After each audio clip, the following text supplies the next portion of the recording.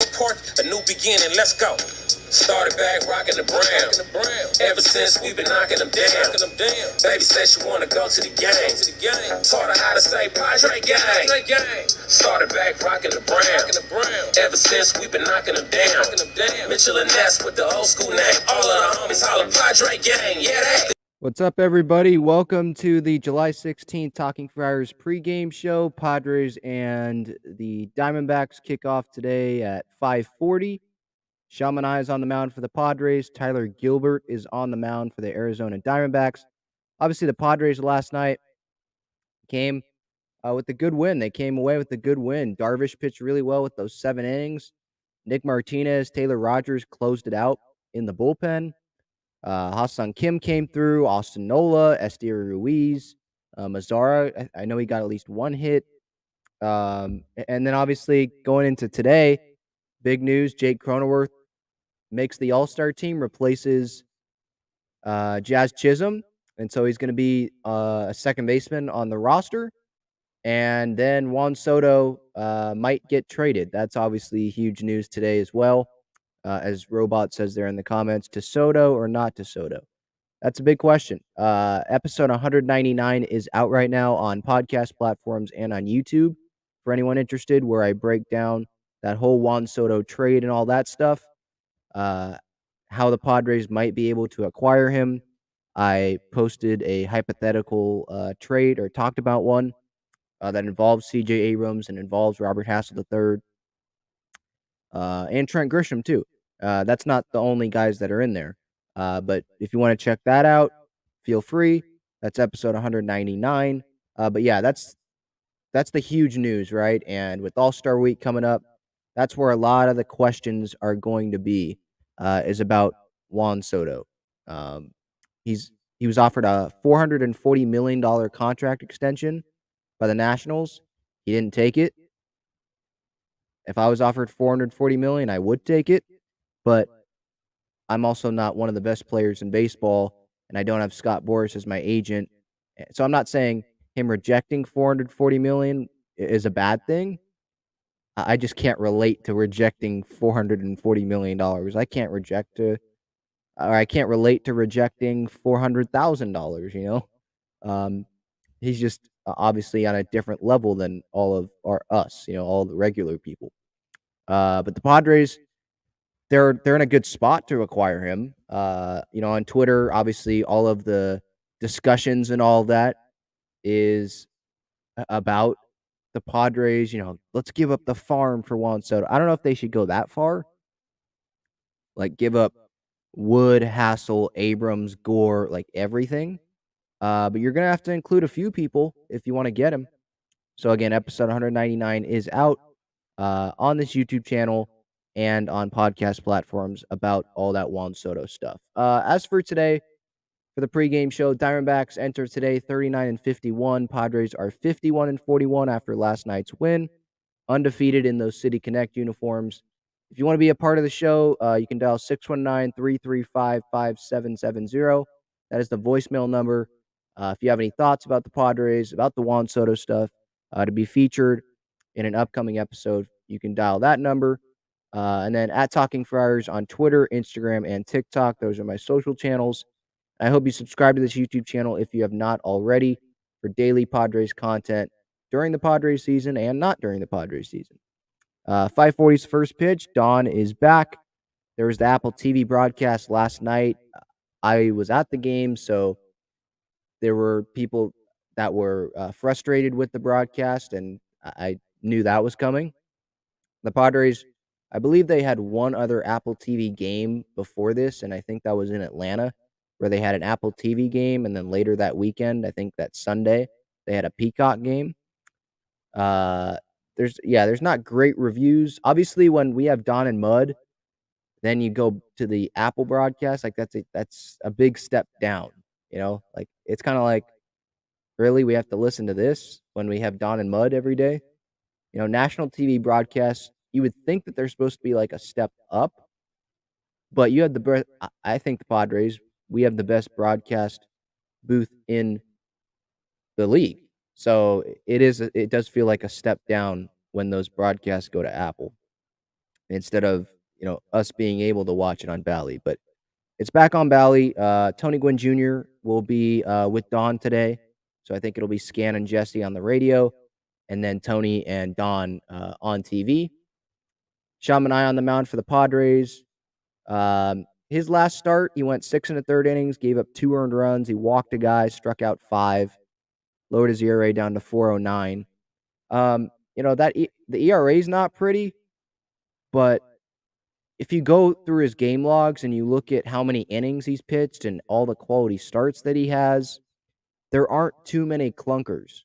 The one against the Dodgers on April 24th, okay, gave up 4 runs against the Giants, 5 runs against the Cubs in June, and then 4 runs against Seattle, but where he didn't get out of the fourth inning, kind of like Blake Snell's start in Colorado. But other than that, I mean, it's a lot of outings over 100 pitches. It's a lot of outings where he went at least 6 innings.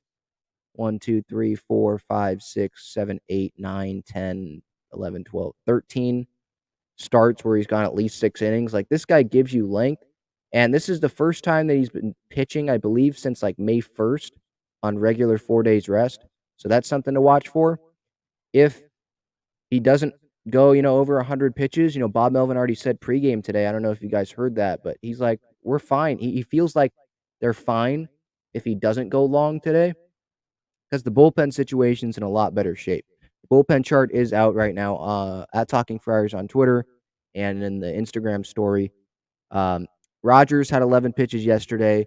Nick Martinez had 19 pitches yesterday. I was kind of surprised that they had Taylor Rogers throw yesterday, because Nick Martinez, when he's been coming in out of the bullpen, it's usually been those multi-inning rolls, but they had him only go 1 inning. So maybe he would be able to pitch today. I would think not, just because he usually has, days in between. He had 20 pitches on the 12th, had 2 days off before pitching yesterday, so I guess he wouldn't pitch today. But they have the bullpen's much better shape today. Garcia, Hill, Chris Matt, Morahone, Wilson, Gore, they all didn't pitch yesterday. I will be curious to see if Mackenzie Gore pitches today. He has not pitched in at least 5 days. He's had at least 5 days rest.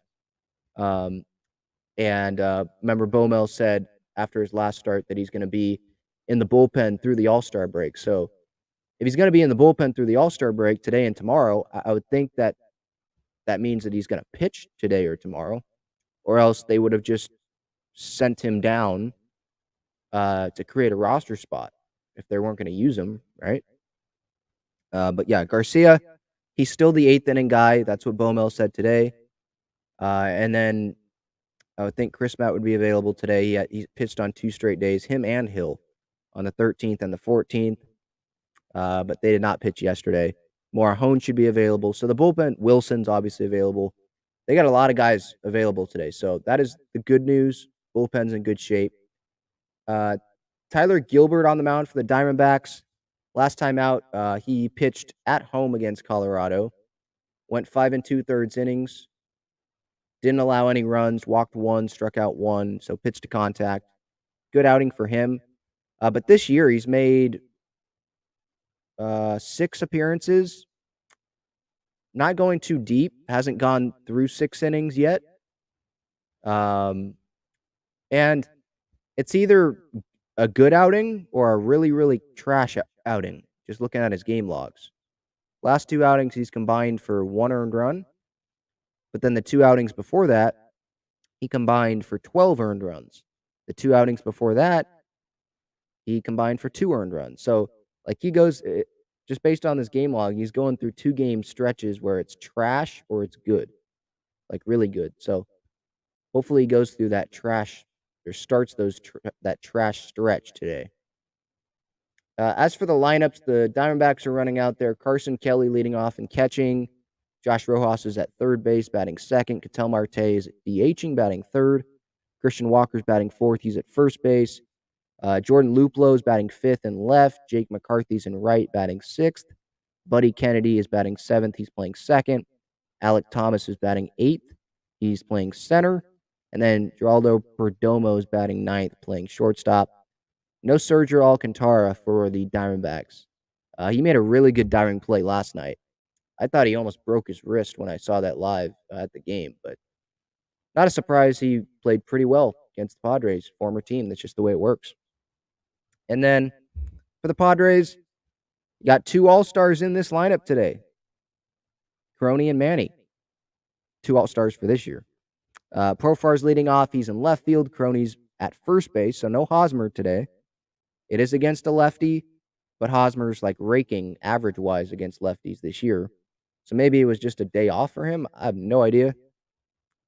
Manny's batting third. He's at third, and Jorge Alfaro's batting fourth. He is catching for Shamanaya tonight, and then Luke Voigt's batting fifth. He's DHing. Finally got a hit last night after going like a week without getting one. Hassan Kim's batting sixth. He's playing short, so no C.J. Abrams. Estieri Ruiz is in right field. He is batting seventh. And Trent Grisham's in center batting eighth, and Matthew Batten is batting ninth at second base. Matthew Batten, I don't even remember the last time he played. Some fans probably think they're probably like, wait, he's on this team still? But yeah, he's on the team. It was a Zokar that got sent down when Profar was activated. When Myers is activated, I would assume that Batten gets sent down. So might be his last start. And then they get Hosmer back in there tomorrow for the day game, the final game before the All-Star break. That's how the Padres are lining up today. I mean, Mazara's not playing. I know there's a lefty on the mound, but that's not an excuse anymore because the Padres have been playing him against lefties. He did slide into third base when he got back-picked yesterday, which was inexcusable, but he got back-picked, dove headfirst, I think, back into third. And he was down for a little bit, and he was slow to get off the field. I don't know if Bomel had an update or anything, said anything on what happened, but I don't know if it was a hand or hamstring or something else. But he's not in the lineup today. Maybe it's something because he hurt something during the back pick, or it's just an off day. I mean, having the off day excuse doesn't feel like a great excuse because you know that the All-Star break is one day away after today. Like, you're going to have 4 days off because the Padres don't play again until Friday after tomorrow. Friday in New York against the Mets.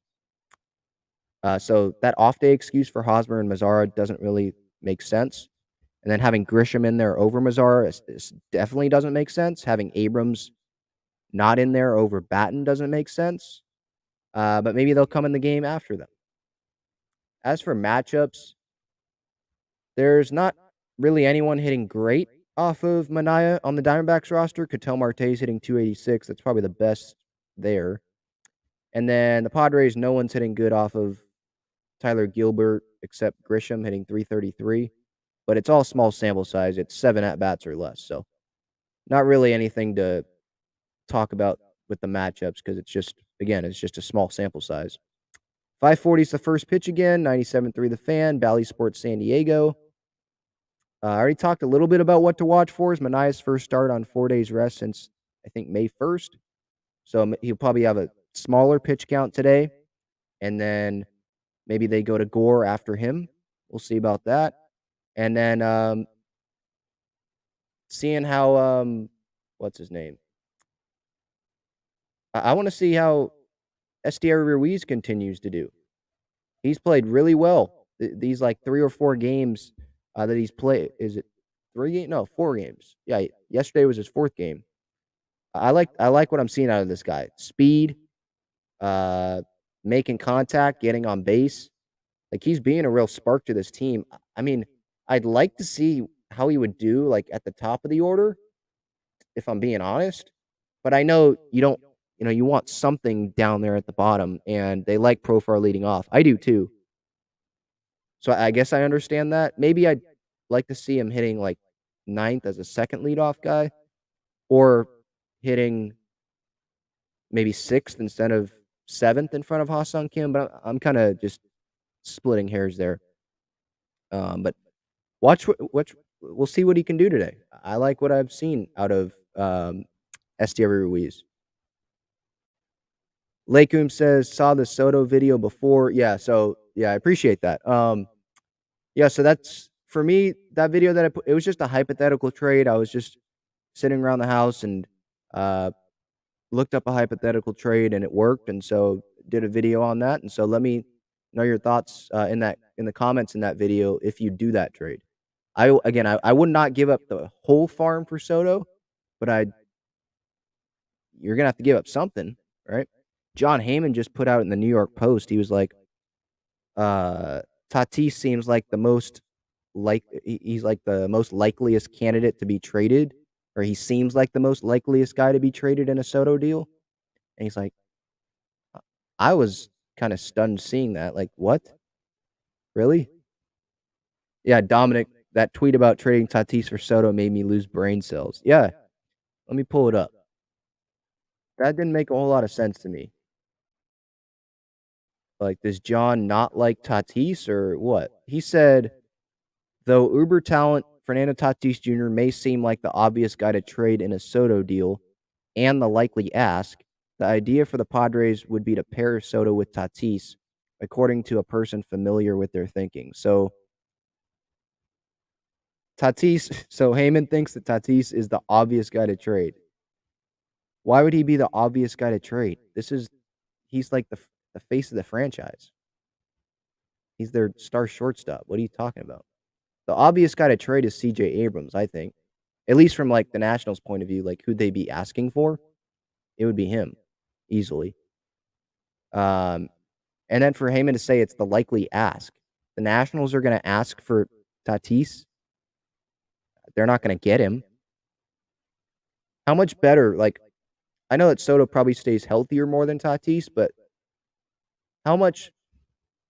Like, if they were to replace Tatis with Soto, so Soto's in the lineup instead of Tatis, like assuming that Tatis was healthy, how much better would that make the Padres? You know, like the Padres would be doing this trade so that they'd have Tatis and Soto together. That's what makes them a big World Series contender and makes this lineup like scary. You know, just substituting, having Tatis go to the Nationals and having Soto come here for 2.5 years with no guarantee he's going to be here for 13 years like Tatis is. That's obviously not smart for the Padres. So that's not going to happen. I was stunned that John Heyman even wrote that Tatis is the likely asking price. Like, what? You would think the Nationals, who suck right now, they'd want like young prospects.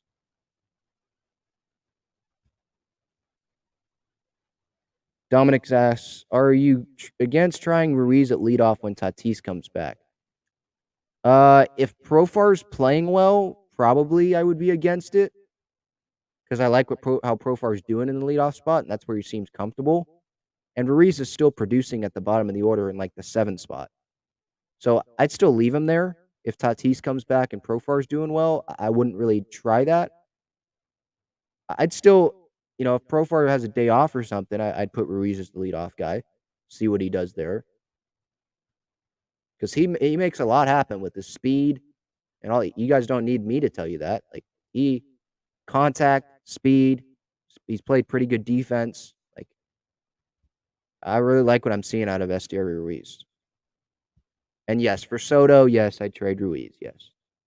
But we're dealing in the current world where Soto is not going to happen, I would assume. And so I like what I'm seeing out of Ruiz as the starting center fielder, and he should be the starting center fielder.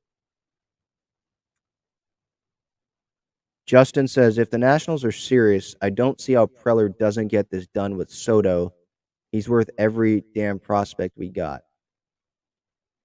He's worth every single prospect we have, but if we have to give up James Wood, Robert Hassel III, CJ Abrams, Mackenzie Gore, and Camposano for 2.5 years of Soto, that's where I don't think it's worth it. Like in episode 199, which again, it's on this YouTube channel, the hypothetical trade that was even on baseballtradevalues.com, their trade simulator, I did not go that far. That's too far, I think.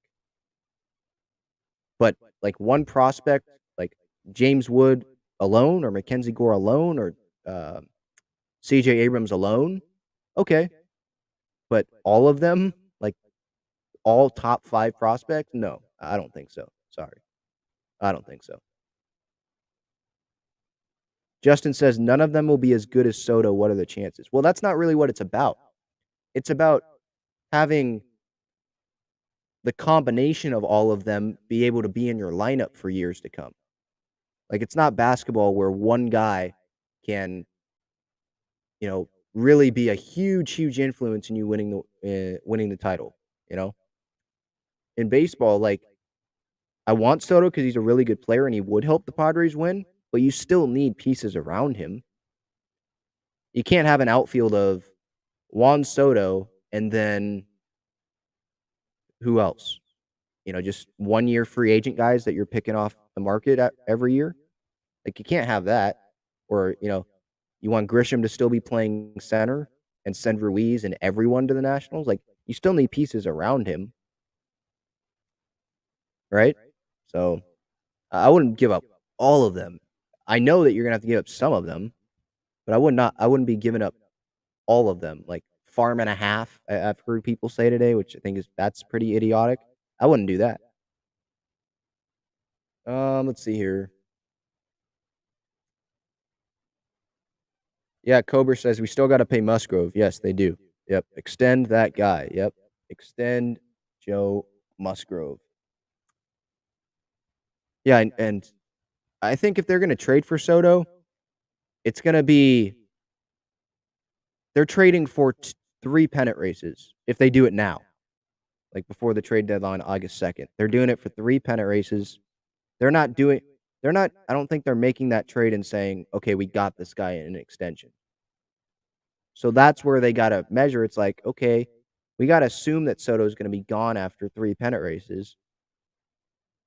So is it worth it to give up all of these guys? That's what Preller and the front office, they're going to have to ask themselves. So it'll be interesting. It's a storyline to watch. 5:40 is the first pitch. Padres Diamondbacks. Padres trying to secure the series win. Of the highlights and lowlights, if there are some, at Talking Friars on Twitter. And I'll see you guys later. I'll talk to you guys later. I have a post-game reaction as always, and I encourage you to go check out the Juan Soto stuff on the podcast platforms and on this YouTube channel. All right, see everyone.